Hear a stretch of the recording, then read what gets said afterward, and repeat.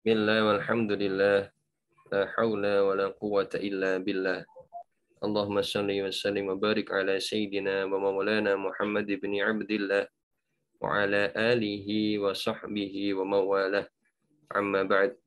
Subhanaka la ilma lana illa ma 'allamtana innaka antal alimul hakim.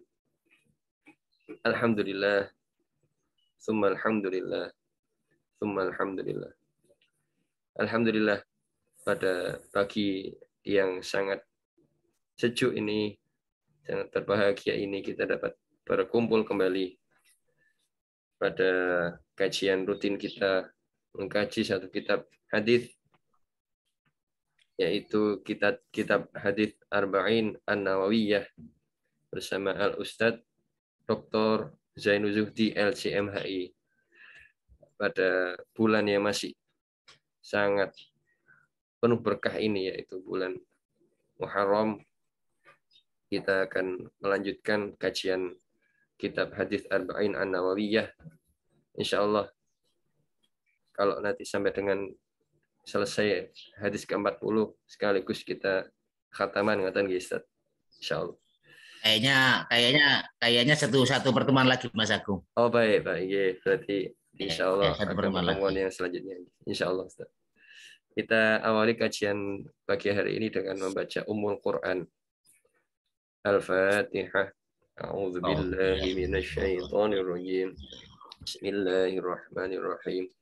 Alhamdulillahi rabbil alamin. Arrahmanir rahim. Maliki yaumiddin. Iyyaka na'budu wa iyyaka nasta'in. Ihdinas siratal mustaqim. Siratal ladzina an'amta 'alaihim ghairil maghdubi 'alaihim waladdallin. Bifirli wa liwalidayya wal mu'minin. Amin. Selanjutnya waktu dan pertemuan Zoom kami silahkan kepada Al-Ustadz Dr. Zainul Zuhdi. Monggo Ustaz. Bismillahirrahmanirrahim. Matur suwun Mas Agung. Assalamualaikum warahmatullahi wabarakatuh. Waalaikumsalam. Sebelum ngaji kita mulai dengan baca surat Al-Fatihah. Mudah-mudahan kita semuanya diberi bimbingan oleh Allah Subhanahu wa taala menempuh jalan yang lurus, jalannya para nabi, jalannya para siddiq, para wali, jalannya orang-orang yang berjuang di jalan Allah, dan jalannya orang-orang soleh. Amin Allahumma amin. Ala hadiniyah Al-Fatihah.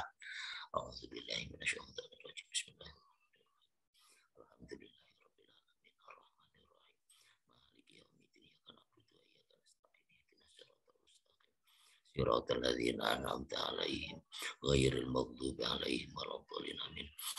Alhamdulillah wa syukurillah wa la haula wa la quwata illa billah wassalatu wassalamu ala Rasulillah Muhammad ibn Abdillah. Alhamdulillah, segala puji kita limpahkan kepada Allah atas segala karunia-Nya, utamanya karunia iman, karunia Islam. Ini adalah karunia yang besar dari Allah Subhanahu wa taala. Mudah-mudahan kita semuanya dibimbing oleh Allah untuk banyak bersyukur kepadanya. Amin Allahumma amin. Salawat dan salam semoga selalu terlimpah curahkan kepada junjungan kita Rasulullah Muhammad Shallallahu Alaihi Wasallam, seorang hamba Allah yang sangat kita harap-harapkan syafaatnya kelak di hari kiamat.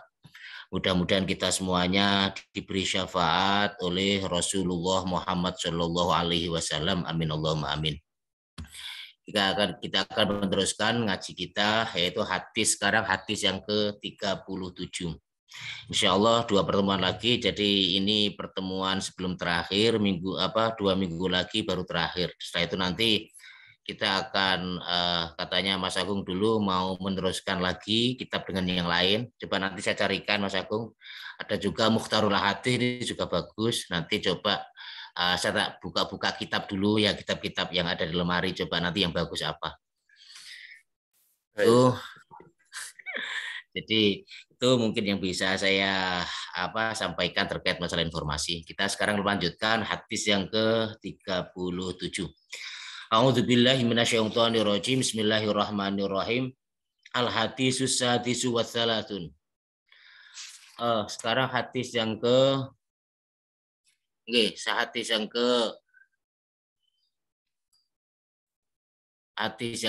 37. Bismillahirrahmanirrahim. an Abi Hurairah, hadis yang diriwayatkan oleh Abu Hurairah radhiyallahu anhu, mudah-mudahan Allah memberi ridho kepada Abu Hurairah. Anin Nabi, diriwayatkan dari Nabi, diceritakan dari Nabi Muhammad Shallallahu Alaihi Wasallam. Qala, yang bersabda, yang dawuh, jadi Rasulullah dawuh, man nafasa am mu'minin, man barang siapa, nafasa yang melonggarkan, yang menyelesaikan, yang melonggarkan, yang memberi solusi, misalnya seperti itu ya, an mukminin, dari seorang mukmin, kurbatan, suatu kerupekan. Kerupekan itu kesempitan, kesulitan, keruwetan. Ya, barang siapa yang memberi jalan keluar, solusi kepada seorang muslim yang menghadapi kerupekan, kesulitan, yang melonggarkan, yang melapangkan. Misalnya saja ada seorang mukmin, kawan kita yang mukmin itu misalnya dia menghadapi masalah ekonomi, kemudian kita bantu sehingga masalahnya itu bisa teratasi, ini sebagai contoh. Atau mungkin orang yang ditinggal mati oleh keluarganya, kemudian kita hibur agar dia tidak bersedih hati. Atau mungkin juga ada keluarganya yang anaknya sekolah dia tidak bisa membiayai, kemudian kita tanggung. Jadi kita istilahnya menanggung urusan-urusan dunia sehingga kerupekan, ya, kesempitan, sumpek ibaratnya ya. Kesumpekan orang mukmin itu hilang, ya. Karena masalah-masalah dunia, min kurobidun ya, dari kesulitan-kesulitan dunia, nafasa, ini sebagai jawab syarat, nafasa, maka Allah akan melapangkan, Allah anhu kepadanya, kurbatan, kesulitan, min kurobi yaumil qiyamah, di antara kesulitan-kesulitan pada hari kiamat. Jadi ini adalah janji Rasulullah Muhammad SAW. Siapa yang melapangkan kesulitan orang lain, yang menolong orang lain, yang melonggarkan sehingga dia menjadi tidak sumpek, masalah-masalah yang dihadapi akhirnya teratasi, maka Allah akan menjanjikan dia akan dilapangkan nanti di hari kiamat. Padahal di hari kiamat nanti itu keadaannya sangat dahsyat sekali. Dahsyat sekali, sampai diibaratkan, diilustrasikan seorang ibu itu sampai lupa pada anaknya. Sampai diibaratkan anak kecil itu langsung ubanan. Karena saking dahsyatnya di padang mahsyar itu nanti. Dahsyat sekali di padang mahsyar. Bukan hanya puluhan tahun, bukan hanya ratusan tahun, bahkan bisa-bisa ribuan tahun untuk menunggu dihisab saja. Jadi masa hisab itu lama sekali. Saat itu matahari diturunkan oleh Allah Subhanahu wa taala. Kalau dalam salah satu hadis, kalau saya tidak salah itu sekitar 6 mil, kalau enggak 16 mil di atas manusia itu. Banjir keringat saat itu, tidak ada apa-apa. Ya, tidak ada makanan, tidak ada tempat berteduh dan lain sebagainya. Dahsyat sekali saat itu. Sehingga orang itu mencari-cari syafaat. Ya, menemui Nabi Adam, menemui Nabi Idris, Nabi Nuh untuk mencari syafaat. Hari dahsyat sekali. Maka dijanjikan oleh Allah Subhanahu wa taala, siapa yang selama di dunia ini mau memberi jalan keluar kepada saudaranya, mau menolong ketika saudaranya itu menghadapi kesulitan, kemudian dia mau menolong, misalnya lagi butuh duit, ya, dia butuh pinjaman, kita mau minjamkan misalnya. Ya, minimal meminjamkan lah, minimal. Kalau kita misalnya berat untuk memberikan misalnya, ya, maka dijanjikan oleh Allah Subhanahu wa taala. Ya, dijanjikan oleh Allah Subhanahu wa taala. Apa? Nafasallahu, Allah akan melapangkan kepadanya kurbatan, yaitu suatu kesulitan, min kurobi yaumil qiyamah, di antara kesulitan-kesulitan pada hari kiamat. Mudah-mudahan kita semuanya termasuk orang-orang yang suka melapangkan kesulitan orang lain. Ya, suka memberi jalan keluar pada problem-problem yang dihadapi oleh orang lain, sehingga orang lain itu terbantu oleh kita. Kalau mengingat pada mahsyar tuh yang luar biasa seperti itu ya. Waman, kemudian Rasulullah meneruskan, waman, dan barang siapa yassaro, yang memudahkan, ala mu'sirin, terhadap orang yang kesulitan, yang memudahkan orang fakir. Nah, fakir itu kan kesulitan ekonomi ya, misalnya orang fakir kita kemudian yassaro, memudahkan biar dia tidak sulit dan lain sebagainya, ya kita tolong, mungkin kita tolong dengan harta kita, mungkin kita tolong dengan pikiran kita, mungkin kita tolong dengan tenaga kita. Ya, misalnya saja ada orang yang berat membawa barang, kemudian kita bawakan misalnya, ya kita tolong misalnya, ya yassaro, yang memudahkan orang lain. Maka yassarahullah, yassaro mongko bakal gampangake sapa Allah alaihi ing atase man. Maka dia akan dimudahkan oleh Allah Subhanahu wa taala fid dunya wal akhirah, di dunia dan di akhirat. Ini jaminnya Rasulullah Muhammad SAW. Siapa yang mau memudahkan orang yang sulit, akan dimudahkan oleh Allah di dunia dan akhirat.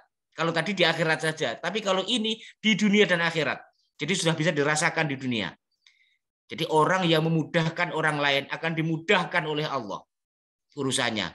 Makanya kadang-kadang ada jargon, kalau bisa dipersulit kenapa harus dipermudah? Misalnya seperti itu ya, itu keliru ya. Kita balik. Kalau bisa dipermudah, kenapa harus dipersulit? Kalau bisa mudahkan, yassir wala tu'assir. Mudahkan, jangan kamu persulit. Mudahkan. Untuk urusan administrasi misalnya, agar bisa berobat, mudahkan, jangan dipersulit. Jangan bertele-tele harus masuk ke birokrasi ini, jangan. Tapi mudahkan orang, mudahkan. Nanti akan dimudahkan oleh Allah. Dan janjinya Rasulullah bukan hanya dimudahkan di akhirat saja, fid dunya wal akhirah, di dunia dan akhirat. Dan ini sudah banyak yang merasakan ya. Banyak yang merasakan ketika memudahkan orang itu dimudahkan oleh Allah. Betul itu. Betul sekali.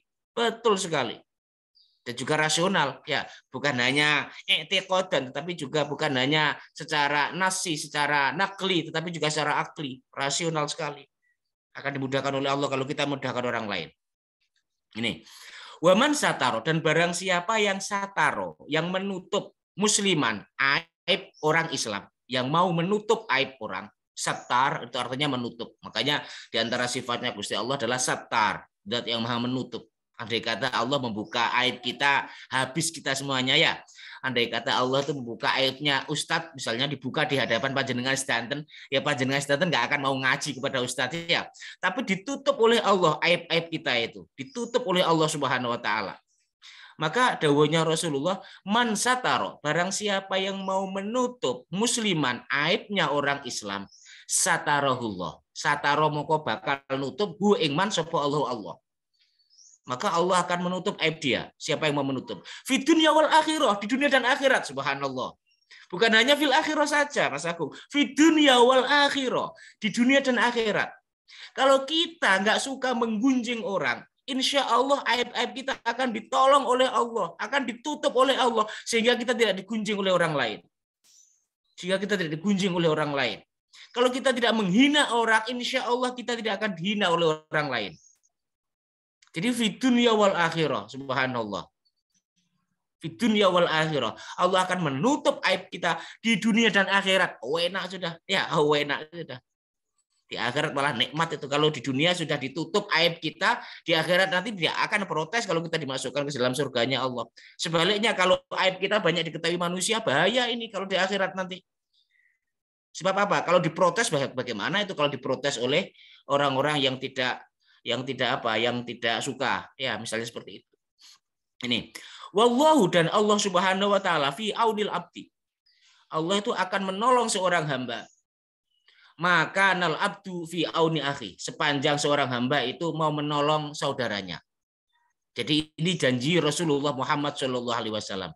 Siapa yang mau menolong saudaranya, maka Allah akan menolong dia. Maka caranya kalau kita mau ditolong ya kita harus mau menolong. Baratnya seperti itu. Jadi ini janji Rasulullah Muhammad SAW. Wallahu fi aunil abdi, wallahu ta'ala temene Gusti Allah fi aunil abdi, itu akan menolong seorang hamba, maka nal abdu fi auni akhi, sepanjang seorang hamba itu mau menolong saudaranya.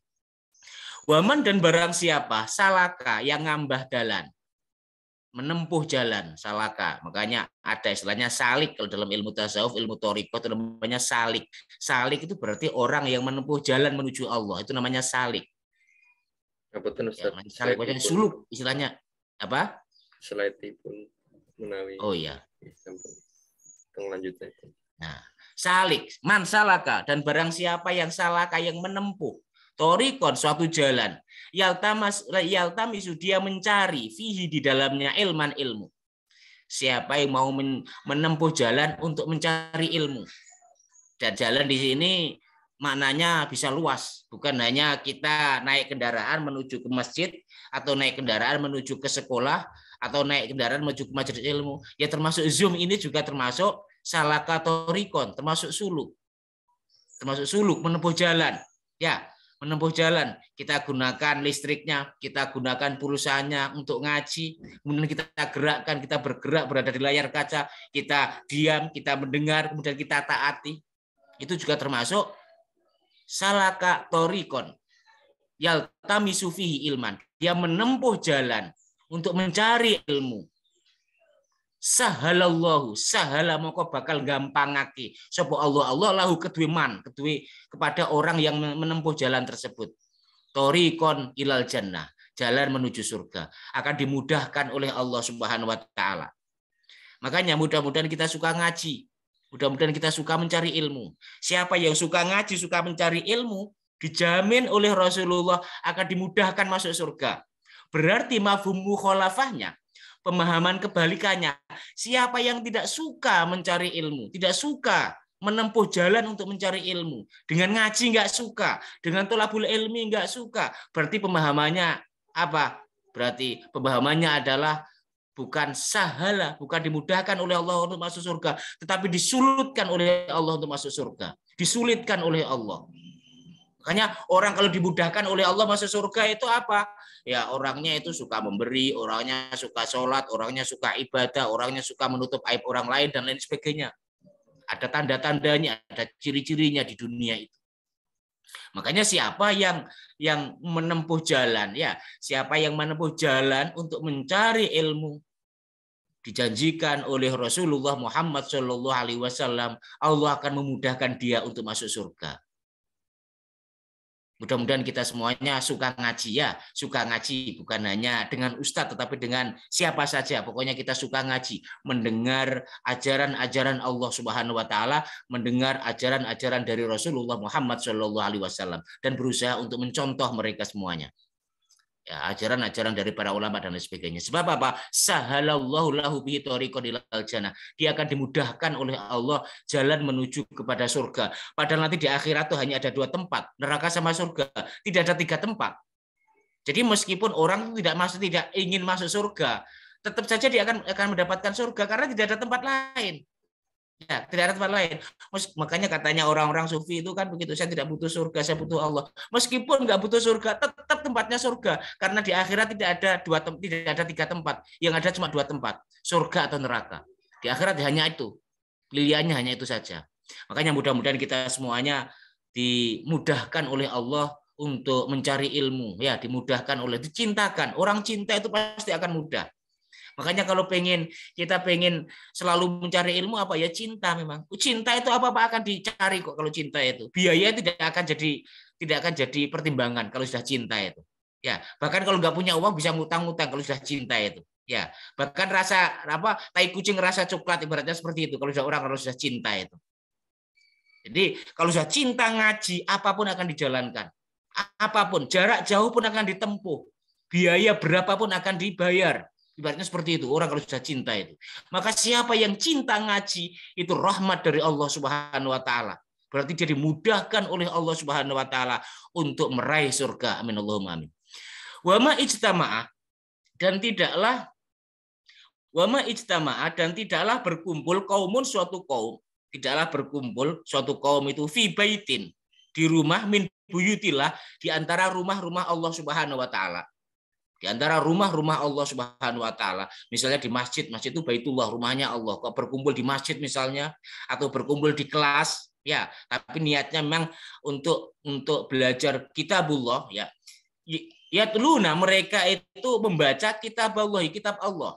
Membaca bukan hanya membaca tartil saja, karena membaca itu maknanya luas. Bisa menganalisis, bisa memahami.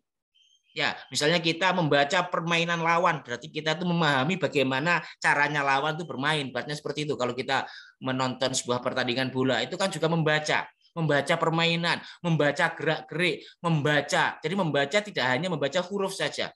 Termasuk yatluna kitabullah. Membaca Al-Qur'an adalah membaca kandungannya, tadabbur, tafakkur dan lain sebagainya. Misalnya seperti ngaji seperti ini juga termasuk. Jadi ma ijtama, tidaklah berkumpul kaumun suatu kaum fi baitin min buyutillah, di rumah di antara rumah-rumah Allah, yatluna, mereka itu membaca kitab Allah, kitab Allah, membaca Ya, membaca tadi sudah saya katakan ya, jadi tingkatannya macam-macam, bisa membaca hurufnya saja, bisa membaca maknanya, bisa membaca maksudnya, bisa membaca cara mengamalkannya dan lain sebagainya. Ada Al-Qur'an itu yang tersurat, ada Al-Qur'an itu yang tersirat. Ya, Al-Qur'an kan bacaan ya, ada yang tersurat dan ada yang tersirat. Dan mereka itu mempelajarinya, mempelajari Al-Qur'an, mempelajari kitabullah, mempelajari hadis Rasulullah Muhammad SAW. Bainahum, di antara mereka, apa yang dijanjikan oleh Rasulullah ketika kaum itu berkumpul untuk melakukan perbuatan tersebut. Misalnya seperti sekarang kita ini ya, misalnya apa yang dijanjikan oleh Rasulullah Muhammad SAW? Illa kecuali nazalat turun alaihim atas mereka as-sakinah, ketentraman, akan diberi tentram oleh Allah. Makanya ngaji itu tentram, menentramkan. Wong sumpah kok gelem melok ngaji, gelem ngrungokne karo zikir marang Gusti Allah, emut marang Gusti Allah, akan diberi sakinah, ketenangan, ketentraman. Sebab ketenangan itu tempatnya di hati. Kadang orang tuh banyak uang tapi hidupnya nggak sakinah, hidupnya nggak tentram. Kadang orang tuh nggak terlalu banyak uangnya tapi hidupnya tentram, tenang. Menghadapi masalah apapun tenang. Ya ini. Jadi dijanjikan oleh Allah Subhanahu wa taala jika seseorang itu mau membaca Al-Qur'an, Makanya kalau sumpek ya biasanya ada orang itu Mas Agung kalau sumpek itu suka baca Al-Qur'an, nggak usah jauh-jauh. Kadang-kadang satu lembar saja sumpeknya sudah hilang. Ganti dengan sakinah. Makanya obat Al-Quran, subhanallah, Al-Quran itu bukan hanya sekedar berpahala saja ya, tapi juga obat hati itu, obat kesumpekan, keruwetan dan lain sebagainya. Subhanallah ini. Jadi dijanjikan oleh Allah Subhanahu wa taala, dijanjikan oleh Rasulullah Muhammad sallallahu alaihi wasallam, nazalat alaihimus sakinah. Nazalat akan turun alaihim atas mereka as-sakinah, ketentraman. Akan jadi tentram. Wa ghasyiyat humur rahmah. Wa ghasyiyat dan dia juga akan akan dilimpahkan. Akan dinaungi ar-rahmat, rahmat. Belas kasih dari Allah Subhanahu wa taala. Itu namanya rahmat, belas kasih. Dikasihi oleh Allah. Kemudian wahafat dan juga akan dikelilingi pada mereka al malaikatu, malaikat. Ini dari Rasulullah Muhammad SAW. Jika suatu kaum itu berkumpul, dia itu mempelajari Al-Quran, mempelajari kitabullah, mempelajari sunnah Rasulullah Muhammad SAW, mempelajari ajaran-ajaran dari Allah Subhanahu Wa Taala. Dijanjikan oleh Rasulullah Muhammad SAW akan dinaungi malaikat. Bukan setan yang menaungi. Makanya ketika ngaji itu dingin ketika ngaji itu. Kecuali kalau ngaji isinya provokatif loh ya. Zaman sekarang kadang-kadang ngaji itu isinya provokatif, isinya ghibah, isinya menyerang orang lain. Ya, ada muatan-muatan politis dan lain sebagainya. Ya kita nggak usah ikuti. Kita nggak usah dengar lah ibaratnya seperti itu. Kalau ada pengajian-pengajian yang justru bukan menjadikan orang itu dingin, tapi malah menjadikan orang itu panas. Ya. Maka ya nggak usah diikuti lah, diambil yang baik-baik saja, yang tidak baik nggak usah diambil. Karena kadang-kadang juga ada yang seperti itu ya, kadang mempelajari Al-Quran tapi isinya itu ghibah dan lain sebagainya. Naudzubillah, teman naudzubillah. Ini wahafat humul malaikah, dia akan dikelilingi oleh malaikat, subhanallah. Akan dikelilingi oleh malaikat. Ya otomatis ya, yang muncul ya hatinya ya hati malaikat, bukan hati iblis. Pikirannya akan pikiran malaikat, bukan pikiran iblis. Bukan pikiran setan dan lain sebagainya. Ya, meskipun yang jalan-jalan, yang duduk itu meskipun secara jasadnya manusia, tapi rohnya roh malaikat itu, hatinya hati malaikat itu. Ya, akan dibersihkan oleh Allah Subhanahu wa taala sehingga hatinya cemerlang. Wa dzakara dan akan menyebut pada mereka Allah firman kepada orang indahu di sisinya, kepada malaikat-malaikat yang ada di sisi Allah. Allah akan menyebut-nyebut. Bayangkan itu ya, kita dipamer-pamerkan oleh Allah di hadapan para malaikat. Itu loh, lihat itu, orang yang suka ngaji, selalu ngaji itu istiqomah 2 minggu sekali. Sebelum waktunya sudah siap di depan laptop. Itu sama Gusti Allah dibangga-banggakan di hadapan para malaikat. Ini dibangga-banggakan oleh Allah Subhanahu wa taala. Wa dzakara dan akan menyebut-nyebut pada orang yang berkumpul untuk mempelajari Al-Qur'an, untuk mempelajari hadis, yang berkumpul untuk membaca Al-Qur'an, membaca hadis. Ya, pada mereka apa itu fiman indahu, akan dibanggakan oleh Allah, akan disebut-sebut oleh Allah fiman kepada makhluk, kepada orang indahu yang ada di sisi Allah Subhanahu wa taala, yaitu para malaikat-malaikatnya akan dibanggakan oleh Allah Subhanahu wa taala. Dan mudah-mudahan kita semuanya masuk dalam hadis ini ya. Mudah-mudahan kita semuanya, dan ketika kita juga ngaji di mana saja, mudah-mudahan Allah Subhanahu wa taala meridhoi apa yang kita lakukan ini. Kalau sudah diridhoi oleh Allah, sudahlah itu tujuan hidup kita ya. Tujuan hidup kita itu mendapatkan antara lain adalah ridho Allah Subhanahu wa taala. Kalau sudah ridho, sudah fadkhuli fi ibadi wadkhuli jannati. Waman, dan barang siapa abtoa ya, dan barang siapa abtoa yang lambat ya, lemot amaluhu, amalnya ya, lemot monggo cara komputer no gak melaku ya muser lemot, dijak ngaji iku muser gelem-gelem ngaji ora berangkat misalnya muser wae, dijak salat muser akeh alasane. Misalnya ya, siapa yang lambat amalnya ya, melambatkan amalnya, lemot, uga cacek, uga cancut tali wondo, uga rawi rantas, tapi lawomot wis engko wae, ayo tobat engko wae nek aku wis tuwek, ayo nang masjid engko wae nek aku pensiun, ayo poso engko wae nek aku wis ngene wis duwe omah, wis duwe mobil, lawomot lah pokoknya alasannya wono wae ya.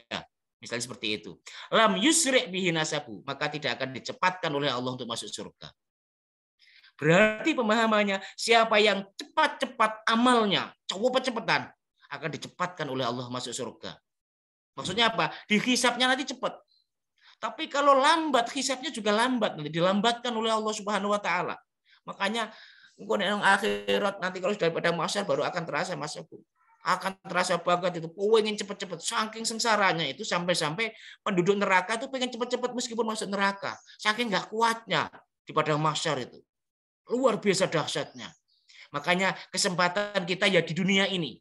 Di dunia ini tetap tempat menanam kita. Kalau kita menanam padi, nanti di akhirat kita akan menuai padi. Siapa yang di dunia ini cak-cek, cepet-cepetan untuk beramal kepada Allah Subhanahu wa taala. Nek ngaji cepet-cepetan, nek sholat cepet-cepetan, nek sedekah cepet-cepetan. Uga lemot untuk berbuat baik cepet-cepetan.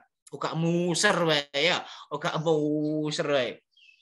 Maka dijanjikan oleh Allah Subhanahu wa taala akan dicepatkan juga masuk surga. Tapi kalau lawomot akan dilemotkan Allah untuk masuk surga. Naudzubillah sama naudzubillah. Ini adalah hadis yang ke-36. Sekarang hadis yang ke-37. Al-hadisu sabi wa salatun. Al-hadisu hadis as-sabi yang 7 wa salatun dan 30, maksudnya 37. An Ibni Abbasin, hadis yang diriwayatkan oleh Ibnu Abbas radhiyallahu anhu, mudah-mudahan Allah memberi ridho kepada Ibnu Abbas, anhuma, kepada keduanya, yaitu Abdullah dan juga Abbas, pamannya Rasulullah Muhammad sallallahu alaihi wasallam. An Rasulillah, hadis yang diriwayatkan oleh Rasulullah Muhammad sallallahu alaihi wasallam, fima yarwihi an rabbihi, fima, terhadap apa yang yarwihi diriwayatkan an rabbihi, dari Tuhannya. Ini hadis qudsi berarti, ya, hadis qudsi. Tabaraka wa ta'ala. Qala, sesungguhnya beliau bersabda, innallaha, sesungguhnya Allah Subhanahu wa taala kataba, menulis al-hasanati, kebaikan-kebaikan, wasayyiati, dan keburukan-keburukan. Jadi Allah itu sudah menulis apa itu yang baik-baik, apa itu yang buruk-buruk. Makanya ada di dalam hadis yang lain itu al-halalu bayyinun wal haramu bayyinun. Halal itu sudah jelas, yang haram juga sudah jelas. Wa amma bainahuma mustabihatun. Adapun di antara halal dan haram itu namanya syubhat. Syubhat itu ya enggak halal, enggak haram. Itu sudah dijelaskan oleh Allah Subhanahu wa taala. Kebaikan juga seperti itu. Kebaikan sudah ditetapkan oleh Allah Subhanahu wa taala. Keburukan juga sudah dijelaskan oleh Rasulullah Muhammad sallallahu alaihi wasallam. Summa bayyana dzalika, kemudian Allah itu menjelaskan apa itu kebaikan, apa itu keburukan. Faman, barang siapa hamma, yang berkeinginan. Hamma itu nganggit, ya, nganggit. Bahasa Jawanya itu nganggit, pengin. Hamma itu pengin, tapi kurang dilakoni. Ya, jenenge nganggit. Hamma sing nganggit, pengin, berniat bihasanatin, untuk menjalankan amal baik. Misalnya nganggit ya, ada orang bangun masjid misalnya kok nganggit, aku ada duit-duit tak kayaknya lah, tak tukone sak-sak lah. Oh, aku kok nek bayaran tonggoku sing gak duwe kuwi tak tukone beras lah, nganggit di dalam hati, tapi ya belum dilaksanakan. Itu namanya hamma bihasanatin. berniat untuk berbuat baik. Falam ya'malha, dan dia tapi tidak melaksanakannya. Ternyata besoknya nggak dapat uang, sehingga nggak bisa nyumbang, ya, sehingga dia nggak dapat rezeki, sehingga nggak bisa menolong orang itu. Padahal sudah nganggit saja nih, aku teh duit inilah tak kayak aneh. Ternyata nggak dapat uang, ya. Jadi dia tidak sempat menjalankan. Nanti malam aku pengen sholat tahajud ketika mau tidur. Ternyata bangun sudah sholat subuh misalnya, ya. Tapi nganggit sebelum tidur tuh pengen bangun malam untuk sholat tahajud. Ternyata kebablasan sampai subuh misalnya. Ya, falam ya'malha, dan dia tidak melaksanakan. Apa? Kata mongko nulis, maka akan menulis pada niat tersebut Allah. Akan dicatat oleh Allah niatnya tersebut. Hasanatan, satu kebaikan. Makanya kalau kita niat saja, belum dijalankan, niat saja, itu sudah dicatat satu kebaikan oleh Allah Subhanahu wa taala. Subhanallah, betapa lembutnya Allah. Ya, betapa rohimnya Allah Subhanahu wa taala, betapa welas asihnya Allah Subhanahu wa taala. Niat saja tidak dijalankan.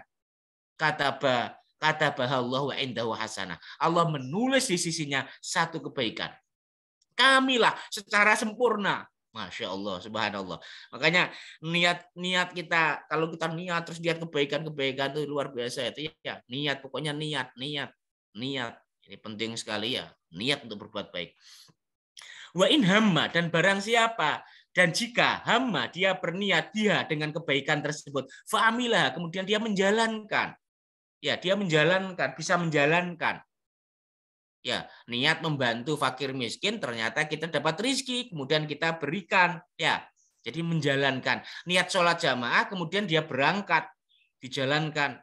Ini kata maka akan menulis padanya Allah indahu, di sisinya asyra hasanatin, 10 kebaikan. Masya Allah, ya, 10 kebaikan ila sab'i mi'ati dhifin, sampai pada 700 kali lipat. Ila at'afin katsiratin, bahkan berlipat-lipat kali lipat, tidak terhitung.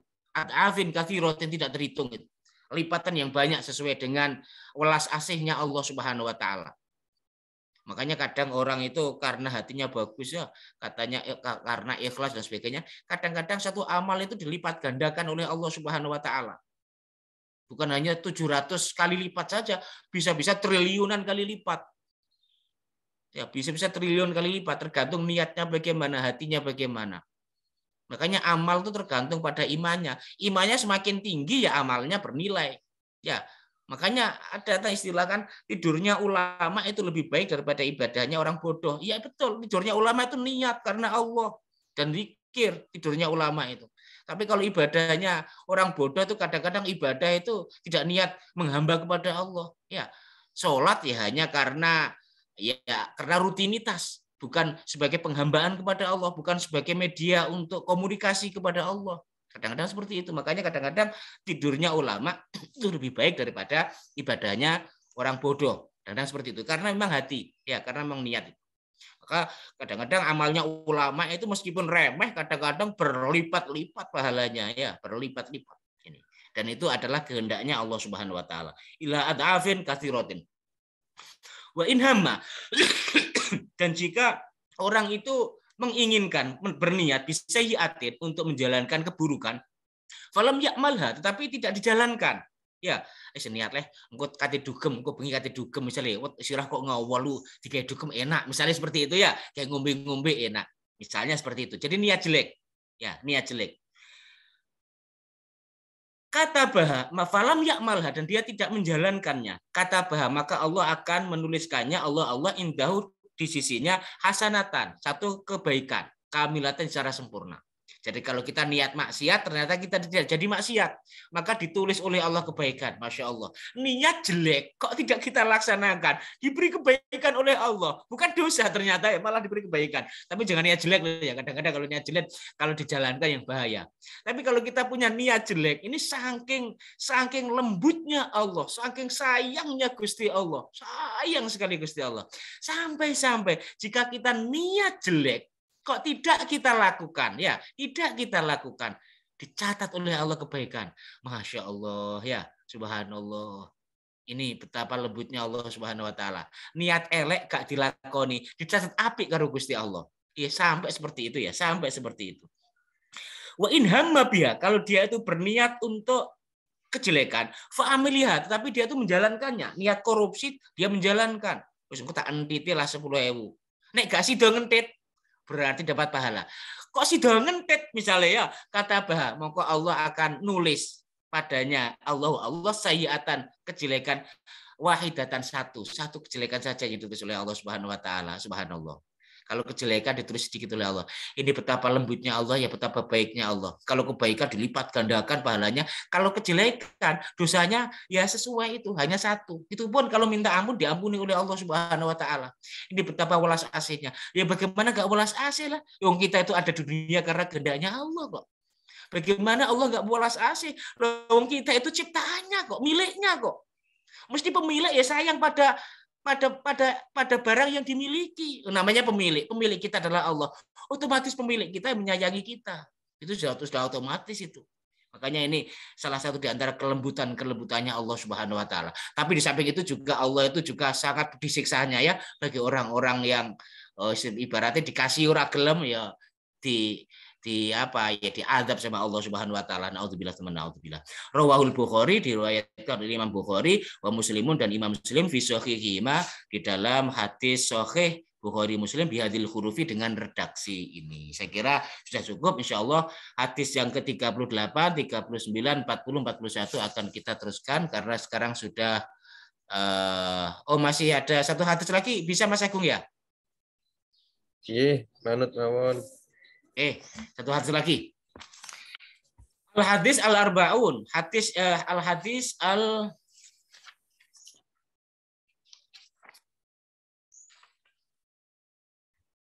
Al-hadis al-tsamin wa salatun, hadis yang ke-38. Biar tidak terlalu banyak materinya. 2 minggu lagi. An Abi Hurairah, hadis yang diriwayatkan oleh Abu Hurairah radhiyallahu anhu, mudah-mudahan Allah memberi ridha kepada Abu Hurairah, bersabda Rasulullah Muhammad sallallahu alaihi wasallam, innallaha, sesungguhnya Allah taala yang maha tinggi, berfirman. Ini juga hadis qudsi. Jadi Allah itu berfirman, man barang siapa ada yang memusuhi li kepadaku, li milikku, waliyan wali, maksudnya wali. Siapa yang memusuhi waliku? Makanya kita hati-hati ya pada orang ya. Jangan orang yang kita musuhi itu walinya Gusti Allah, bahayanya di situ. Bahayanya di situ. Makanya wali itu jangan dimusuhi. Wali itu dicintai. Wali itu dimuliakan. Sebab ini ya, man barang siapa ada yang memusuhi, ya, yang memusuhi li waliyan, waliku. Siapa yang memusuhi waliku, kekasihku. Kemeng wali di Gusti Allah itu bukan kaleng-kaleng Mas Agung, wali itu Mas Agung ya, bukan kaleng-kaleng wali itu. Masya Allah, orang yang dekat dengan Allah. Wali itu artinya dekat. Misalnya wali kota berarti orang yang dekat dengan kota tersebut. Ya, wali murid berarti orang yang dekat dengan murid tersebut. Ya, wali santri berarti orang yang paling dekat dengan santri tersebut. Kalau waliullah berarti orang yang paling dekat dengan Allah, namanya waliullah. Jadi orang yang dekat dengan Allah. Sehingga tuh eling terus ya, eling terus. Banyaklah ciri-cirinya wali, banyak. Dalam Al-Qur'an juga ada, antara lain la khaufun alaihim wa lahum yahzanun. Dalam hadis juga Nabi juga ada keterangan-keterangan dari para ulama, juga ada tentang wali-walinya Allah Subhanahu wa taala. Maka Rasulullah dawuh, man adali waliyan, siapa yang memusuhi wali-waliku, faqad adzantuhu bil harbi, aku menabuh genderang perang kepadanya. Yang memerangi bukan walinya, tapi langsung Allah yang tidak terima. Ini ya, kalau walinya mungkin memaafkan, tetapi Allah yang tidak mau memaafkan, bagaimana kalau Allah menabuh genderang perang kepada orang yang memusuhi wali-walinya Allah tersebut. Makanya disebutkan faqad adzantu bil harbi, aku menabuh genderang perang, mengumumkan perang kepadanya. Ya. Wa ma tataqarraba, makanya kita jauhi ya, kalau bisa kita muliakan. Ya, jangan dimusuhi, ya, jangan dimusuhi. Nanti akan dimusuhi oleh Allah Subhanahu wa taala. Wali itu kita muliakan. Wali itu kita ziarahi, ya, kita kirimi Fatihah, kita ziarahi dan lain sebagainya. Kita cinta wali, ya. Kekasih-kekasihnya Allah Subhanahu wa taala. Apalagi kalau menghina, naudzubillah tsumma naudzubillah. Jangan sampai ya, jangan sampai. Siapa yang memusuhi walinya Allah, Allah menabuh genderang perang kepadanya. Ya, ini. Wa ma tataqarraba, ini juga salah satu di antara keterangannya wali itu ya. Wa ma tataqarraba, tidaklah tataqarraba itu mendekatkan diri ilayya kepadaku, abdi hambaku, bisyai'in dengan sesuatu, ahabba ilayya yang lebih aku cintai, mimma iftaratuhu alaihi, melebihi apa yang aku fardukan kepadanya. Jadi tidak ada amal itu yang mendekatkan diri kepada Allah yang lebih dicintai melebihi amal yang diwajibkan oleh Allah. Makanya jangan tinggalkan yang wajib hanya gara-gara sunnah. Ya, yang wajib-wajib itulah yang disenangi oleh Allah. Cara mendekatkan diri kepada Allah bagaimana Ustadz? Menjalankan amal wajib. Ya, makanya dulu saya diajari oleh guru saya, ustadz-ustadz saya, 2 rakaat sholat subuh dibanding dengan 1 triliun sholat tahajud, 1 triliun sholat duha, masih bagus 2 rakaat sholat subuh. Karena apa? Sholat subuh itu wajib. Tahajud, duha itu sunnah. Jadi jangan bandingkan antara wajib dan sunnah. Jangan bandingkan. Ya, jangan bandingkan. Tidak terbanding. Tidak berbanding. Yang disukai oleh Allah, orang itu adalah orang yang mendekatkan diri kepada Allah dengan amal-amal wajib. Dengan sholat 5 waktu misalnya. Itu amal wajib. Itu dicintai oleh Allah. Ya, kita sholat 5 waktu. Apalagi dengan jamaah. Ya, kita Masya Allah itu dicintai oleh Allah Subhanahu wa Ta'ala. Puasa Ramadan itu dicintai. Dan lain sebagainya. Jadi 1 hari puasa Ramadan dibanding dengan 1000 tahun misalnya ya puasa sunnah masih dicintai oleh Allah 1 hari puasa Ramadan. Jangan bandingkan yang wajib dengan yang sunnah. Tapi kadang-kadang orang Islam itu kadang-kadang meninggalkan amal wajib hanya gara-gara mengejar amal sunnah. Kadang-kadang seperti itu. Sebagai contoh ini, contoh nggak usah ada tuh. Saja nih. Umroh bolak-balik itu sunnah apa wajib? Saja nih ya. Haji yang kedua kali itu saja nih hukumnya sunnah. Saja nih ya. Haji yang kedua kali, ketiga kali. Kecuali kalau petugas loh ya. Kecuali kalau petugas kan beda lagi. Karena kalau petugas itu wajib membimbing gitu ya. Tapi kalau yang haji yang sunnah-sunnah, umroh yang sunnah-sunnah itu sunnah ya. Sementara sebenarnya ada masalah-masalah yang wajib itu. Apa itu misalnya membantu fakir miskin ketika terjadi kelaparan dan lain sebagainya. Tapi kadang-kadang orang itu memilih yang sunnah, meninggalkan yang wajib kadang-kadang. Ya kadang-kadang seperti itu. Sholat tahajud mulai jam 1, mari ngono turu subuh karipan ya. Subuhnya kawanan jam 9. Ini juga meninggalkan yang wajib, melakukan yang sunnah. Ya, makanya kita jangan seperti itu ya, jangan seperti itu. Jadi yang wajib yang harus dijalankan pertama kali yang wajib. Mimma ifartarotuhu, apa yang aku wajibkan alaihi atasnya. Wala yazalu, dan tidaklah dan terus-menerus abdi hambaku tersebut yataqarrabu ilayya, mendekatkan diri kepadaku binawafil dengan amalan-amalan sunnah. Hatta uhibbahu, sehingga aku mencintainya. Ini salah satu di antara kalau kepengen jadi wali Mas Agung. Syaratnya kepengen jadi wali itu apa? Yang wajib-wajib dijalankan, apa yang diwajibkan oleh Allah dijalankan, kemudian mereka menambah yang sunnah. Ini cirinya wali ya. Jadi cirinya wali itu bukan kok yang enggak puasa Ramadan ya, bukan kok yang seperti itu. Walinya Gusti Allah itu syaratnya ini. Menjalankan apa yang diwajibkan oleh Allah, kemudian juga menjalankan apa yang disunahkan oleh Allah Subhanahu wa taala. Ini para aulia itu. Para aulia itu seperti itu. Hatta uhibbahu, sampai aku mencintainya. Ya disenangi karo Gusti Allah. Hatta uhibbahu, sehingga aku mencintainya. Fa idza ahbabtu, jika aku itu sudah mencintai orang tersebut, sudah mencintai, wis disewenengi karo Gusti Allah, ya, wis disewenengi karo Gusti Allah. Makanya wali itu Mas Agung, enek wali mastur, enek wali masyhur. Enek wali sing tertutup, menungso orang ngerti, tapi Gusti Allah ngerti. Enek wali itu sing masyhur, sing terkenal. Makanya hati-hati awake ya. Ojo sampai kadang-kadang awake maidu wong, ojo sampai ya. Sopo ngerti dhek wali misalnya seperti itu, sopo sing ngerti. Makanya kita harus hati-hati sebab wali itu rata-rata itu disinggahani Gusti Allah. Hampir mayoritas wali itu disinggahani, disembunyikan oleh Allah. Ya ada yang ditampakkan tapi nggak banyak biasanya ditampakkan, yang ditampakkan tuh. Yang ditampakkan biasanya sedikit. Yang paling banyak itu mastur, yang ditutup oleh Allah Subhanahu wa taala sehingga orang tidak tahu kalau dia itu seorang walinya Allah Subhanahu wa taala. Fa idza ahbabtu, jika aku itu sudah senang kepadanya, ya, sudah dicintai oleh Allah Subhanahu wa taala, kuntu sam'ahu, aku yang akan menjadi pendengarnya. Ya. Jadi aku sam'ahu yang akan menjadi pendengarnya, alladzi yasma'u biha, yang ia mendengarkan. Jadi mendengar dengan pendengarannya Gusti Allah, melihat dengan penglihatannya Gusti Allah. Wa basaru, dan penglihatannya alladzi yubsiru bihi, yang ia pakai untuk melihat. Jadi melihatnya sudah dengan mata hati, ya, dengan telinga hati, sininya melihat, ya, dan lain sebagainya. Ini makanya kita harus hati-hati ini. Para wali-walinya Gusti Allah seperti itu, ya. Kalau walinya Gusti Allah itu, masya Allah, ya. Wa yadahu, dan tangannya allati yabtishu biha, yang ia pakai untuk memegang. Karena mereka sudah tidak merasa memiliki, Mas Agung, para wali-walinya Gusti Allah itu. Kalau sudah dicintai oleh Allah itu sudah. Yang namanya cinta, ya, misalnya orang itu kalau sudah cinta, ya, kamu adalah aku adalah kamu. Ibaratnya seperti itu, ya. Ibaratnya seperti itu. Saking satu rasa lah. Orang kalau sudah cinta itu satu rasa. Ya, satu rasa. Makanya kalau dalam ilmu Jawa itu enak istilah manunggal ing rasa, satu rasa. Ya, manunggal ing rasa. Ini. Jadi seperti itu. Warijlahu, dan kakinya alati yamshibiha, yang ia pakai untuk berjalan. Ya, semuanya dibimbing oleh Allah Subhanahu wa taala, bahkan kakinya berjalan tuh semuanya itu karena Allah semuanya, karena Allah fisabilillah, di jalan Allah, minallah, dari Allah. Mereka tidak pernah memiliki kesan apa-apa kecuali semuanya adalah untuk Allah Subhanahu wa taala, para wali-walinya Allah Subhanahu wa taala.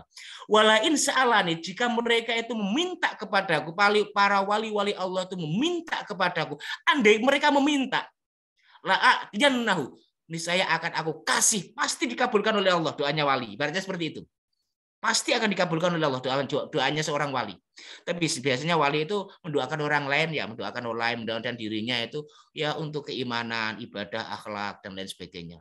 Andai kata mereka itu meminta, ya, la'atiyannahu, akan aku kasih. Walain ista'adzani, andai mereka itu meminta perlindungan kepadaku, la'u'idzannahu, aku akan melindunginya. Ini adalah orang-orang yang dicintai oleh Allah Subhanahu wa taala, para kekasih-kekasihnya. Dan kita harus hati-hati, ya, jangan sampai kita itu mencemooh para wali-walinya Allah, menghina para wali-walinya Allah, ngerasani dan lain sebagainya. Kalau kita tahu, ya, kalau kita nggak tahu, ya mudah-mudahan Allah mengampuni gitu saja. Sebab bahayanya itu Allah menabuh genderang perang kepada orang-orang yang memusuhi aulia, para wali-walinya Allah Subhanahu wa taala.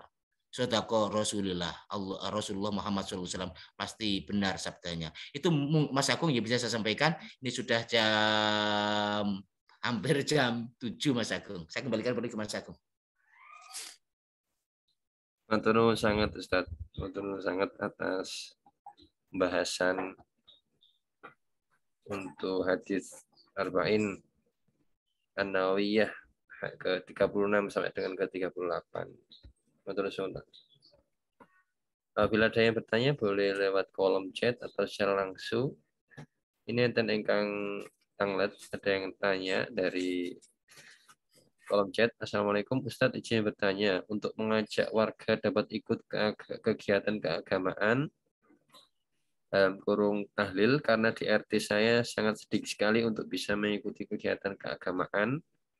Dari 55 kakak yang hadir hanya 5-6 orang. Mendengar mencari ilmu adalah ibadah. Bagaimana cara mengajak warga di sekitarnya begitu Ustaz? Ini. Ya. Memang kadang-kadang ya kita hanya bisa berusaha, Mas Agung, ya. Kita hanya bisa berusaha, kemudian hasilnya ya kita pasrahkan kepada Allah Subhanahu wa taala. Tapi usaha kita jangan sampai kita putus asa dalam berusaha. Kita kalau tidak bisa lewat ini ya lewat itu, kalau tidak bisa lewat itu ya lewat yang lainnya. Ya, kalau dulu saya pernah diajari sama guru saya itu salah satunya adalah memberi dulu. Kita beri dulu masyarakat kita. Ya, karomika. Jadi kita beri karomika, kemuliaanmu kepada manusia-manusia yang ada di sekitarmu. Ibaratnya seperti itu. Jadi memberi rohmannya dulu, memberi urusan duniawi, apa yang mereka butuhkan. Misalnya warga itu yang dibutuhkan apa? Untuk urusan-urusan dunia dulu saja. Kemudian nanti kalau sudah senang kepada kita, kalau kita ajak insya Allah akan mau. Jadi ibaratnya seperti itu, salah satu di antara strategi, meskipun juga banyak strategi-strategi yang lain. Itu kan ada kan di pemasaran-pemasaran itu kan bisa diambil ilmunya, ya, bicaranya wong itu gelem. Ya seperti itu. Kadang-kadang itu melalui apa? Dikasih mangan, kadang-kadang itu disenangkan lah pokoknya. Biasanya orang itu kalau senang itu dia akan ikut. Biasanya seperti itu. Tapi kadang-kadang sudah usaha seperti itu, kadang-kadang juga tidak ada hasilnya, Mas Agung, kadang-kadang. Nah, itu untuk ujian lah, seberapa besar kesabaran kita, seberapa besar kegigihan kita. Yang jelas memang harus ada upaya-upaya, usaha-usaha dan lain sebagainya. Ya antara lain juga mungkin kita dengan mengundang itu juga usaha, ya seperti Rasulullah kan seperti itu, berusaha untuk mengajak kafir Makkah itu masuk Islam. Pertama apa? Diundang semuanya sama Rasulullah itu, dikasih jamuan makan, dikasih makan sama Rasulullah. Meskipun demikian juga kadang-kadang ada yang main itu ya, Abu Jahal, Abu Lahab itu. Taban anta ya Muhammad, celaka engkau Muhammad. Apakah engkau mengundang kami ke sini hanya untuk mengajak agar kita itu menyembah Allah satu saja? Itu pun kadang-kadang diprotes itu ya. Kadang-kadang padahal Rasulullah sudah berusaha itu untuk mengundang mereka, memberi makan kepada mereka, memberi jamuan kepada mereka. Kadang-kadang memang kalau orang tidak diberi hidayah oleh Allah, kadang-kadang tidak malah matur suwun, kadang-kadang malah mencaci dan lain sebagainya. Ya, pokoknya harus ada usaha lah ya. Ada usaha, coba difikirkan kira-kira usaha bagaimana yang bisa menjadikan mereka itu berjalan di masjid untuk mengikuti tahlil, pengajian dan lain sebagainya. Mungkin bisa dengan undangan, mungkin juga bisa kita mendatangi silaturahmi ya. Kita silaturahmi ini ke rumah orang-orang itu, kita sering cangkruk lah ibaratnya seperti itu. Ke rumah orang-orang itu kita jamu silaturahmi. Misalnya begini Mas Agung, ini sebagai ilustrasi saja. Mas Agung sering tak ajak ngopi, misalnya ya tak bayari. Terus Mas Agung tak ajak, kira-kira Mas Agung nolak, sungkan apa enggak? Pasti sungkan. Sungkan. Makanya makanya ajarannya para ulama itu apa? Tanamlah kebaikan. Sebab kebaikan kadang-kadang orang itu merasa hutang budi. Tanam budi. Tanam budi. Nanti orang itu akan merasa punya hutang budi. Itu biasanya itu yang mahal itu. Kadang-kadang segelas kopi itu tidak ternilai harganya. Karena apa? Karena budi. Ya, karena budi kita. Kadang-kadang seperti itu. Makanya kalau orang itu, kalau kita traktir kadang-kadang, kemudian kita ajak, itu kadang-kadang itu sungkan kalau nggak ikut itu. Makanya satu-satunya itu berbuat baik kepada masyarakat. Ya, antara lain memberi, ya memberi apa yang mereka butuhkan. Nek butuh rokok, kayak rokok. Misalnya, ini sebagai contoh saja, senengannya apa misalnya? Misalnya, oh sukanya itu dengan sholawatan, dengan banjari, ya kita datangkan banjari. Oh sukanya itu dikasih makan, kita kasih makan. Oh sukanya mereka itu disowani, disungkemi misalnya ya, di silaturahmi ini. Dan itu yang mengetahui adat istiadat setempat, yang mengetahui ya yang bertempat di situ ya. Saya sendiri juga kadang-kadang juga merubah strategi ya, bagaimana caranya mengajak orang dan sebagainya. Kadang-kadang sudah menggunakan strategi itu pun kadang-kadang juga nggak mau ngaji Mas Agung ya, nggak mau ikut ya, sudahlah berarti memang belum rezekinya gitu saja sudah. Pokoknya sudah ada usaha, banyak seperti itu. Jadi saran saya, usul saya sebagaimana yang dulu didawuhkan oleh guru saya, tanam budi. Ya, tanam budi itu salah satu mujarab itu kalau tanam budi itu. Itu Mas Agung. Baik, Matur Ustaz. Selanjutnya ada pertanyaan kembali di kolom chat, Ustaz. Mohon pencerahan Ustaz terkait memudahkan orang lain. Bagaimana sikap kita sebaiknya jika kita bekerja di bawah suatu instansi, terutama mungkin pemerintahan yang ada aturan birokrasi yang cukup panjang, misalkan prosedur BPJS. Kita memilih untuk memudahkan orang lain atau mengikuti prosedur yang cukup panjang tersebut. Atau Ustaz. Saya kira untuk urusan itu kalau bisa dipermudah, kenapa dipersulit? Misalnya seperti ini Mas Agung. Jadi langsung ditangani nggak apa-apa, pokoknya kita tahu BPJS, nanti sambil ditangani itu prosedur BPJS diurus Mas Agung. Jadi secara administrasi kita juga mengikuti prosedur yang ada, tetapi penanganan pasien itu tidak terganggu karena prosedur. Berarti seperti itu. Jadi wis mlebu dhisik lah urusanku, prosedur diurus karo mlaku. Berarti seperti itu. Itu bisa ada jalan keluarnya seperti itu. Tapi kalau nggak bisa ya piye meneh wong ra iso ya. Tapi kalau bisa, tapi sering kok Pak Jokowi itu sering, kita jangan tersandra oleh prosedur. Kadang-kadang Pak Jokowi seperti itu. Kadang-kadang itu. Ini menandakan bahwa memang Pak Jokowi dan juga negara kita lah khususnya itu kepingin memudahkan warganya ya, kepingin memudahkan warganya. Makanya misalnya kalau ada orang sakit segera tangani terkait prosedur pengurusan BPJS sambil jalan. Itu saya kira bisa kok. Jadi kalau sudah pokoknya menunjukkan saja punya BPJS Bu, punya ini coba lihat. Ya sudah, kalau gitu silakan diurus, pasiennya langsung ditangani. Itu lebih baik. Jadi langsung menangani pasien tanpa menunggu prosedur urusan BPJS itu sampai selesai. Itu lebih bagus seperti itu Mas Agung. Jadi pokoknya kita sudah tahu lah. Itu mungkin Mas Agung dari saya.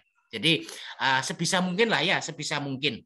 Misalnya mintanya 100, kita nggak bisa ngasih 100, kasihnya 50, ya kita kasih 50. Bahkan seperti itulah ya. Pokoknya ambil yang sebisa mungkin. Memudahkan orang lain sebisa mungkin. Meskipun tidak harus Tidak harus melanggar prosedur ya, prosedur bisa dijalankan, tetap bisa dijalankan, tetapi bicaranya prosedur itu tidak menghambat untuk memberi kemudahan kepada orang lain. Betul, Ustaz. Sepertinya itu hal yang jadi tantangan nih, nah, terutama di instansi pemerintahan, terutama bagi kita yang sedang memegang kebijakan gitu, terutama karena kan biasanya kalau anggota atau pelaksana teknis ya harus mengikuti prosedur, tapi kalau misalkan kita memang memegang kebijakan ya itu yang menjadi kunci gitu. Kalau misalkan administratif ya Ustaz, misalkan pimpinan itu memudahkan, pokoknya niatnya memudahkan Mas Agung ya, kadang-kadang ya pokoknya niatnya memudahkan lah. Kalau memang tidak bisa ya piye meneh, itu kan berarti kita nggak mampu, ibaratnya seperti itu ya nggak apa-apa. Terkait ada yang bertanya kembali mungkin secara langsung atau lewat kolom chat. Kalau terkait dengan hadis yang mencari ilmu tadi Ustaz, nah, itu bagaimana sikap orang yang memang sudah memiliki ilmu dalam tanda kutip gelar, misalkan profesor atau doktor atau kiai, itu bagaimana sikap dalam menerapkan hadis mencari ilmu tadi, salahkah itu mencari ilmu? Ya, begini Mas Agung ya, mencari ilmu itu tidak ada batasnya. Minal mahdi ilal lahdi. Minal mahdi mulai dari kandungan ilal lahdi sampai liang lahat. Kadang ilmu itu kita dapat dari orang biasa, kadang ilmu kita dapat dari anak kecil, kadang ilmu kita dapat dari orang yang tidak kita sangka-sangka. Jadi jangan karena kita itu sudah gelarnya profesor atau gelarnya doktor atau gelarnya kiai, lantas kita tidak mau menuntut ilmu. Maksudnya menuntut ilmu atau mau mendengar. Ya, jangan sampai seperti itu. Justru kadang-kadang malah ketika kita mendengar itu kita mendapatkan ilmu. Kadang ilmu itu dibalik apa yang disampaikan Mas Agung. Kadang kita mendapatkan ilmu seperti itu. Itu pengalaman saya ya kadang-kadang. Ketika orang menyampaikan standar lah, ketika misalnya khutbah Jum'ah itu menyampaikan standar lah. Tapi kadang-kadang itu kita mendapatkan ilmu di balik itu. Tahu-tahu di hati itu paham, oh begini, paham, oh begini, pemahamannya begini, begitu. Jadi kadang Allah memberi ilmu itu tidak kurang jalan ya kalau Allah mau memberi ilmu. Asalkan memang niatnya adalah thalabul ilmi. Niatnya seperti itu. Kalau sudah thalabul ilmu bagaimana? Ya ansitu wasma'u wa ati'u. Ansitu diam, wasma'u dengarkan, wa ati'u taati. Kadang-kadang orang itu menuntut ilmu itu bukan mencari ilmu tapi untuk ngoreksi kadang-kadang. Dia merasa dirinya pintar. Sehingga apa? Ketika mendengar itu nyalahkan, ngoreksi. Kadang-kadang seperti itu. Itu salah niat itu. Caranya mencari ilmu harus ansitu wasma'u wa ati'u. Ansitu diam, wasma'u dengarkan, ya. Kemudian waati utaati, berarti seperti itu. Nanti akan diberi ilmu oleh Allah Subhanahu wa taala. Jadi menuntut ilmu itu kalau sudah profesor berarti sudah tidak menuntut ilmu ya enggak, meskipun sudah hadratus syekh, sudah yai ya tetap harus menuntut ilmu ya. Kadang dengan mengajar tuh kadang-kadang dia mendapatkan ilmu. Kadang-kadang dengan mendengar meskipun itu dari orang yang di bawahnya misalnya ya, misalnya dari S1 misalnya ya, yang masih SPD misalnya. Tetap saja kalau niatnya dia mencari ilmu akan diberi ilmu oleh Allah Subhanahu wa taala. Sebab pada hakikatnya yang memberi ilmu adalah Allah Subhanahu wa taala. Nanti mungkin yang S1 tadi itu mungkin pembicaraannya standar, tetapi nanti kadang-kadang Allah itu memberi ilmu kepada seorang profesor tadi kalau betul-betul niatnya mencari ilmu, mungkin Allah akan memberi ilmu di dalam hatinya yang tidak tersampaikan, yang tidak disampaikan oleh ustadz tersebut. Itu sangat-sangat Allah sangat berkuasa untuk memberi seperti itu. Mas Agung. Jadi tidak kalau sudah profesor meskipun dokter meskipun seperti saya Mas Agung ya seperti saya ya sudah dokter lah sudah di pesantren lama kemudian di Mesir dan sebagainya saya masih suka Mas Agung justru kadang-kadang saya malah suka mendengar daripada ceramah itu ya ceramah karena ya wajib dilakoni saja nih aku ya seneng ngrungok nih. Makanya kalau saya khotbah cuma saya dengarkan itu saya cari ilmunya, saya dengarkan, saya taati. Ya betul. Siapapun Ustadz di YouTube, di apa saya dengarkan kalau ada mendengar ada yang ngaji, kadang-kadang istri itu ngaji gitu ya, saya dengarkan. Kemudian oh iya dapat ilmunya gitu loh, dapat ilmunya. Pokoknya niatnya kita jangan merasa pinter loh, seperti itu. Jadi kosongkan dulu ya. Kita jangan merasa pinter, kita jangan merasa alim, kita jangan merasa lebih hebat, lebih alim, lebih janganlah. Jangan seperti itu. Itu namanya sombong itu. Nauzubillah tsumma nauzubillah. Ya. Tetap saja kalau orang tuh mau tawadhu, insya Allah akan diberi ilmu yang manfaat, barokah, fidini wa dunya wal akhirah. Mas. Termasuk dalam cakupan hadis ini itu termasuk ilmu-ilmu misalkan kedokteran, ilmu-ilmu pendidikan dan seterusnya nggih Ustaz? Oke, pokoknya ilmu yang untuk kebaikan Mas Agung ya, untuk kebaikan khususnya apalagi kalau ilmu untuk mengenal Allah, Masya Allah luar biasa itu ya. Jadi belajar ilmu kedokteran niatnya untuk menolong manusia. Jadi niatnya untuk apa dia belajar kedokteran itu? Pokoknya jangan diniati dunia lah ya, jangan diniati dunia. Kan sudah ada ya innamal a'malu binniyat wa innamal likulli imrin ma nawa. Kalau dia belajar ilmu kedokteran kok niatnya karena Allah, niat menghamba kepada Allah untuk menolong manusia, misalnya untuk menolong keluarganya agar tidak menjadi orang yang bodoh, ya termasuk cakupan hadis ini. Termasuk ilmu gitu loh, termasuk pokoknya untuk kebaikan lah, untuk kebaikan dan sebagainya. Malah yatimul wajibu illa bihi fa wajibun. Suatu wajib tidak bisa sempurna kecuali dengan sesuatu, maka sesuatu itu hukumnya wajib. Misalnya begini, orang sakit tidak mungkin bisa disembuhkan, nek dokter, maka menjadi dokter itu hukumnya wajib. Harus ada yang menjadi dokter itu wajib kifayah. Kalau nggak ada dokter itu repot Mas Agung ya, harus ada dokter. Ini fardu kifayah hukumnya, ya fardu kifayah.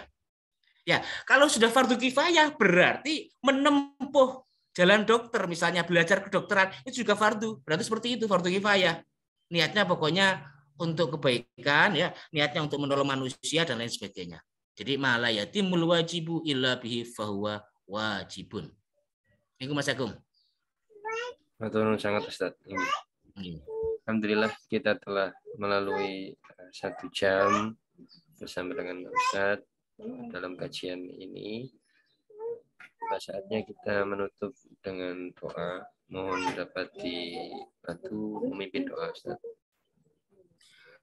A'udzubillahi minasyaitonirrajim. Bismillahirrahmanirrahim. Allahumma sholli ala sayyidina Muhammad walhamdulillahirabbil alamin. Allahumma ighfir lana warhamna wahdina innaka antal ghafurur rahim. Rabbana la tuzigh qulubana ba'da idh hadaitana wa hab lana min ladunka rahmah innaka antal wahhab. Allahumma anfa'na bima 'allamtana wa 'allimna ma yanfa'una wa zidna ilma. Rabbana atina fid dunya hasanah wa fil akhirati hasanah wa qina adzabannar. Wa sallallahu ala sayyidina Muhammad walhamdulillahirabbil alamin. Al-Fatihah. A'udzubillahi minasyaitonir rajim. Bismillahirrahmanirrahim. Alhamdulillahirabbil alamin arrahmanirrahim maliki yaumiddin. Iyyaka na'budu wa iyyaka nasta'in. Ihdinas siratal mustaqim. Shiratal ladzina an'amta 'alaihim. Atur suwun Mas Agung. Atur suwun sangat Ustaz atas rawuhipun dan hadirin sekalian yang dapat hadir dalam kajian ini. Moga-moga kita dapat istiqomah setiap pekan hari Jumat sore dan hari Ahad pagi berselang-seling setiap pekannya. Kita tutup dengan bacaan hamdalah. Alhamdulillahirabbil alamin. Istighfar. Astaghfirullahaladzim.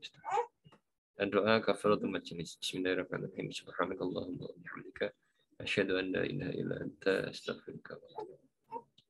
Terima kasih dan mohon maaf. Allahumma fikla Assalamualaikum warahmatullahi wabarakatuh. Waalaikumsalam.